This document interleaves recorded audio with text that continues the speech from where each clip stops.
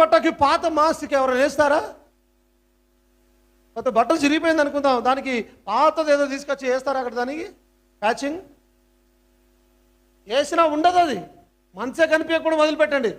పాతది కొత్త దాంతో పట్టుకొని ఉండదు, చాలు పిగిలిపోతుంది. అది కొత్తదానికి కొత్తదే కావాలి. కొత్త సంవత్సరంలోనికి కొత్త జీవితమే కావాలి, కానీ పాత జీవితంతో రాకూడదు. అక్కడ పిగిలిపోతుంది, అది పగిలిపోతుంది అక్కడ. అందుకు ఆయన అంటాడు, నీవు నీ ప్రమాణాలన్నీ రాసుకుంటావు, అన్నీ చేస్తావు, 2 రోజులలో అన్నీ పగలు కొట్టేస్తావు, అన్ని ప్రమాణాలు కొట్టేస్తావు. నువ్వు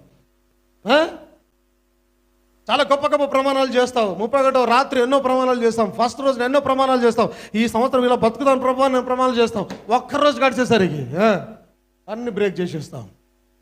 ఇప్పుడు అలాంటి గుణము కలిగి కొత్త సంవత్సరానికి వెళ్ళడం ఏమైనా లాభదాయకమా? ఏంటండి?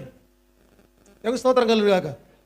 నీ పాత గుణముతోనే కొత్త దానిలోకి వచ్చామనుకో, లాభములే.